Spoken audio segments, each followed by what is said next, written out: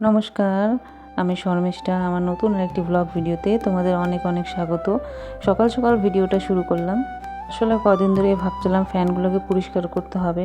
ফ্যানগুলো অনেক নোংরা হয়ে গেছে, তাই করবো বলে করাই হচ্ছিল না। তো আজকে সকালবেলা ভেবেই নিয়েছিলাম যে করতেই হবে, না ছাড়া মেয়ের স্কুল খুলে যাবে, তো ফ্যানগুলো আর পরিষ্কার করা যাবে না। তাই সকালবেলা ঘুম থেকে উঠেই কাজে লেগে পড়লাম। আগে যে বসার ঘরের ফ্যানটা আছে ওটাকে পরিষ্কার করে নিলাম, আর ওদিকে মেয়ে শোকেসে আর কি ওর বই খাতাপত্রগুলো রয়েছে ওগুলো খোঁজাখুঁজি করছে যে কোনটা পড়বো কোনটা পড়বো না, ওই সব করতেছে। এদিকে আমি ফ্যানটা পরিষ্কার করে নিচ্ছি। পরিষ্কার করে ঘরটাকে ঝাড়ু দিয়ে নিলাম। আসলে নোংরাগুলো পড়লো তো, তাই না ছাড়া বৌদি সকালবেলা ঘরটা ঝাড়ু করেই নিয়েছে। ঘরটার ঝাড়ু টাড়ু দিয়ে পরিষ্কার করে নিয়ে মেয়েকে নিয়ে বসে পড়লাম আর কি। মেয়ের হাতে পায়ে তেল দিয়ে দিয়েছি। এডি তেল দেওয়া হচ্ছে, যেহেতু আর কি বড় মেয়ে যোগা করে, তো যোগার স্যার বলেছে যে এডি তেলটা দিব ভালো। তো এডি তেল দিয়ে ওকে সকালে মালিশ করে দিচ্ছি। তো মোটামুটি রোদের মধ্যে পুরো তেলটা আর কি বড়াতে শুকিয়ে যাবে, তো সকালবেলায় দিতে বলেছে তাই দিয়ে দিলাম। আর মাথায় নারকেল তেল দিয়ে দিলাম, কারণ ওদের এত গরম হয়ে গেছে, এত রোদ এত গরম, তো একটু তেল টেল না দিলে না ওদের ভালো লাগবে না আর কি। তো ওদের তেল টেল মালিশ করলাম। এদিকে বৌদি ঘরগুলো মুছতেছে আর আমিও স্নানে যাব।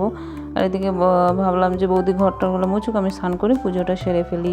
তো চলে আসলাম স্নান করে ঠাকুর ঘরে আজকে ঠাকুরকে মৌসুমি দেওয়া হবে, তাই মৌসুমিটাকে কেটে নিলাম।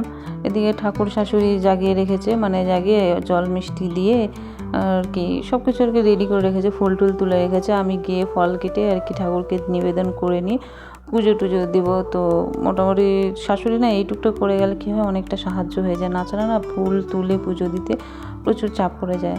তো এই দিক থেকে আমার একটা সুবিধা হয়েছে। তো এদিকে চন্দন সব পেস্ট চন্দন বেটে নেওয়ার পরে এবার ঠাকুরকে আর কি তুলসী পাতা দিয়ে জল নিবেদন করে ওটাই প্রণাম করব।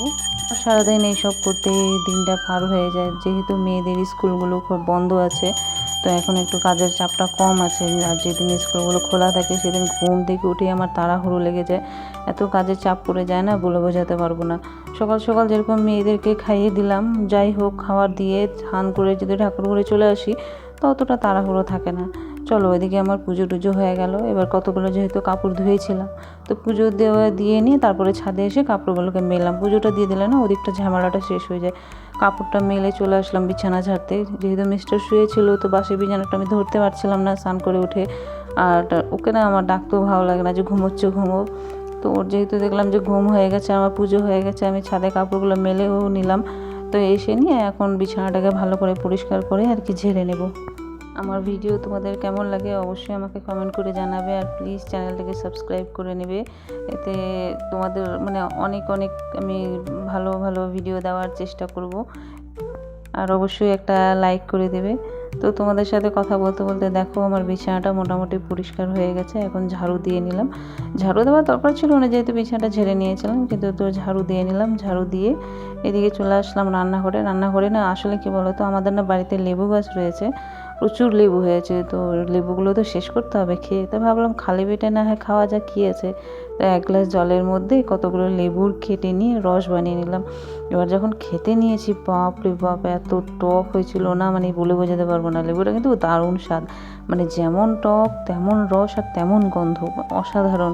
তো যাই হোক, তো এক গ্লাস জলের মধ্যে আমি দুটো বড় বড় লেবু ফালি ফালি করে কেটে নিয়ে রস বের করে ওর মধ্যে আর কি একটু চামচ দিয়ে গুলে, ভাবছিলাম লবণ নিব, আবার চিন্তা করলাম দৌড় থাক, জল আর লেবুতেই যথেষ্ট, আর লবণ টবণ নেবো না। অ্যাকচুয়ালি তার মধ্যে আমার শরীরে এত মানে পেটে চর্বি জমে গেছে, লেবুটা খাওয়াও ভালো। তো যার কারণে আর কি চলো এই সুযোগে আমার লেবুটাও খাওয়া হয়ে যাচ্ছে। তো ভিডিও তো অনেক হয়ে গেল, এখন আমাকে রান্নাঘরে যেতে হবে। চলো তোমাদের সাথে দেখা হচ্ছে পরের ভিডিওতে। এখনকার মতো টাটা, ভালো থাকবে সবাই।